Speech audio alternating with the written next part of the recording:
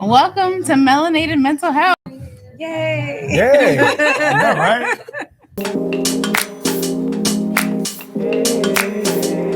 I guess I could start with my introduction. My name is Dr. Christine Sainville. I am a licensed psychologist who's also owner of Shades of Me Melanated Emotions, where we create mental health materials focused on Black and Brown folks. What about y'all? I mean, that's amazing. So excited to have met you today and to learn more about what you're doing in our community. And so my name is Kiana Maya, and I am the founder of Black Yogis. And we are an organization that provides free yoga, meditation, and Pilates to the community, the Tri-County area and beyond. Right? That's dope. I don't know how I can compete with you two ladies. It's crazy. So I am Kenneth McKenzie. I am the co-founder of Mentally Fit Incorporated. We're a nonprofit organization geared towards assisting individuals of all ages with their daily mental health challenges. We understand that everything is not diagnosed by a doctor. We have a lot of daily challenges that we face where we're dealing with our kids, significant others, work-related stress, traffic, just a variety of different things, trying to figure out how to wear our hair, what to put on. And those things can compile into one big stress ball. Yeah. It could explode into something more serious where now we do need a doctor or physician to come in and assist us with that. So when we come in, we utilize non-contact boxing fitness, meditation, yoga, and group coaching for success sessions to assist individuals with those challenges that they may face. Awesome. I think all the things that we do work well together. People don't think that they work well together, but I think there's a misconception that mental health has to be in the therapy room. But there are so many things that are innate in our culture that is self-care that we don't think is self-care because mainstream media hasn't labeled it as that. Right. Mhm. And so therapy is one part, but what do we do to keep our mind, body, and soul together? For sure. It's kind of like how when you go to church on Sunday, you don't do anything else throughout the week. Like you need more than just that one Sunday service, to keep you going. And so it's about creating daily practices that support our own mental health. It's how we interact with each other. And I think the biggest thing that I've learned throughout my journey, especially as a leader, is the importance of representation. And that's why Black Yogis of South Florida was founded 4 years ago. Representation absolutely matters. And the reason I started Shades of Me was actually a lot of Black men were coming into therapy saying, I feel type of way. And I'm like, okay, what type of way? But I didn't have any resources to show, to be like, all right, these are the different feelings. And so I was like, I went on Pinterest, I went on Google, I couldn't find anything. And I was like, no journals, no feeling charts. So I just created it because if we're going to really do this, and if we're really going to say that mental health is important to us, it needs to look like us. Absolutely. And I think that's big within our communities because we don't have representation in a lot of the different spaces. And, on my personal journey through therapy, I started out with a therapist from a different cultural background. And not to say that they were not helpful, it just hit differently once I got with someone from my cultural background and that understood my needs and my, understanding my background. So, I definitely agree 100% that we need to have representation in those spaces, especially with the type of tools and resources that we receive in that space as well. So. Absolutely. I think I had a few friends that I was very vocal about when I started going to therapy. And I had a few friends who then in turn were like, okay, I think I should go to therapy too. And so I think we have to normalize having these conversations. We can talk about pop culture, we can talk about other things, but I think that this needs to be a regular conversation, especially as we have the holidays coming up. Are we going to talk about that at the dinner table? Can we talk about, and it's not necessarily saying that we have to unpack issues right here and there, but just normalizing the fact of, okay, we're normalizing boundaries, we're normalizing self-care, we're normalizing time to ourselves, we're not, just those type of things. We're normalizing support. And so I think making it more real for people and not just something that they see external for themselves is very powerful. Yeah.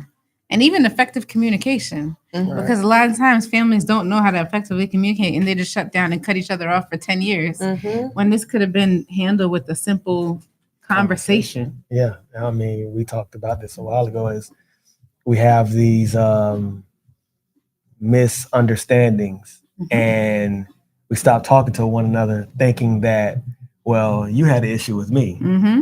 and since I felt like you had an issue with me, Mm-hmm. then now I have an issue. But then when we finally talk a month, a few weeks later, oh well, you said such and such, and you're like, well, no, I wasn't. I just was walking around because I had another issue going on.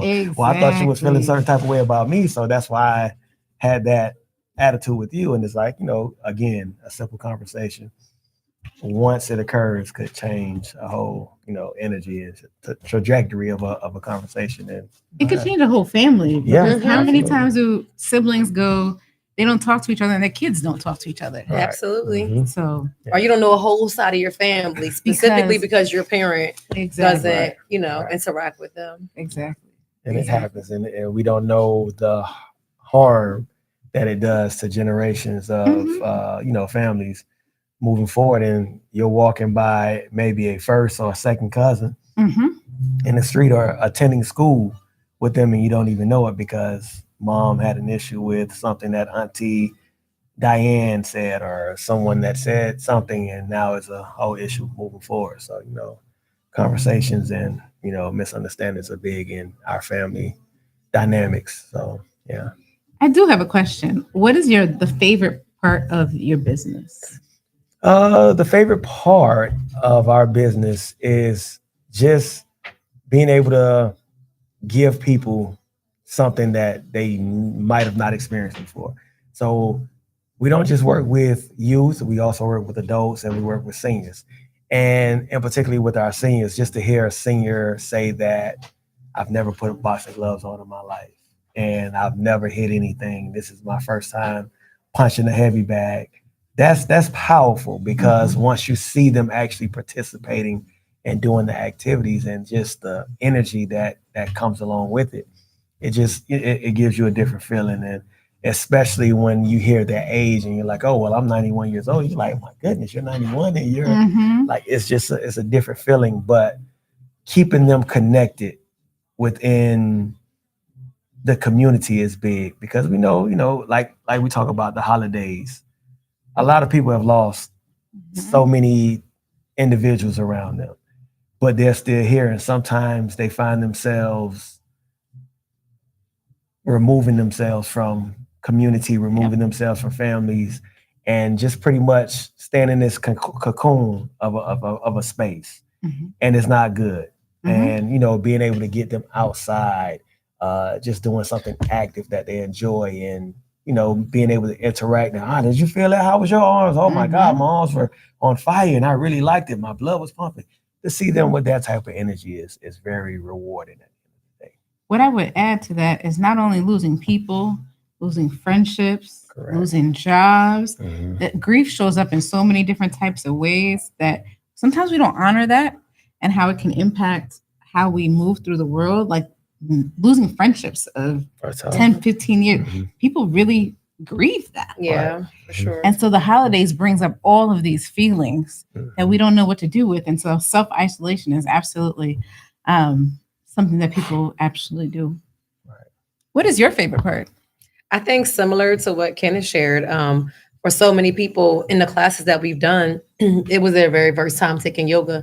And they, were afraid of it. They felt like, oh, well, if I'm not super flexible or super strong, or if I don't have a certain body build, then this isn't for me. And so when they come and they see the yoga teachers that are a part of our collective, and they see us coming in all different beautiful shades of melanin, and they see us come with all different hair textures and body shapes and different ranges of motion, and we all show up authentically with who we are, and we all bring our magic, they're inspired.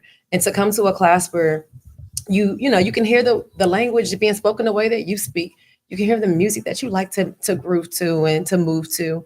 And you can receive a warm hug when you walk in and get that welcoming instead of feeling like you're tolerated. Because I felt that in some wellness spaces, like you feel like you're ignored or you're tolerated. And there's a warmth thing coming into a space that was curated specifically for you. And so I think that is the most beautiful part.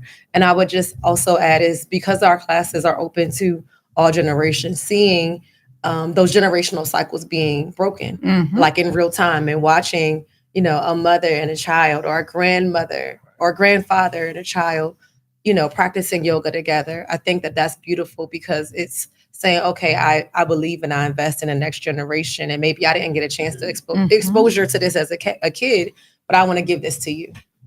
But that's one of the tangible ways we break intergenerational trauma. I know we talk about it as this kind of foreign thing, but it could be something as simple as doing activities that older generations may not have had the opportunity to do with their parents. So I think that's really important. One of my favorite things, yes, therapy is great. I love it. I love watching people change. But something that happened earlier is my favorite part of Shades of Me is that you saw the stress ball with the afro, Right, that was dope. and having people see themselves in mental health instead of saying, we don't do that. It's like, oh, there is space for me here. And so seeing people smile when they see those types of things, or the journals, it makes me feel like I'm making a change. Because a lot of times as a therapist, I feel like I'm catching people in crisis, and I want to get to the top of the hill before we get to the crisis. Right. So that's what I enjoy the most. I like those. That was dope. First thing I asked you, where did you get these from? Those stress balls are actually awesome. I wish I would have brought it over. Did you show it on your last podcast? Yes. Okay, that was dope. That's awesome. We refer to her podcast about the stress balls with the dreadlocks. That was dope. I enjoyed it. And you can get it on our website, shadesofme.store. Yeah. Well, this was a great conversation. Thank you so much. Yeah. See, teamwork makes the dream work. Absolutely. It is. So, and I think everything is meant to happen for a reason. We were all here for a podcast, and we were like, let's do one together. Let's make it Shout out happen. to our AI companion. Yeah. Joy. Yeah. Real Joy fast. AI. Listen, never seen a video Chat uploaded JOY. that fast. Production is flawless over here. Right. No, you better come over here and get you something real quick. Yes. It's Code really Space dope. is the place. Yeah. Hey. Man, you just started that on the fly? Yeah. That's all right. We'll get you a record deal. Freestyle Fridays, Saturdays. Exactly. All right. Well, that was dope. We'll appreciate you. I appreciate sitting down with you. Always, Key. You're super dope. I call you DJ Kettle all the time. We the best. So I'm Kenneth, mentally fit. Dr. Sainville. Kiana from Black Yogis of South Florida. She is hilarious. Okay. Have a great day, people. We enjoyed it. Love you. All right.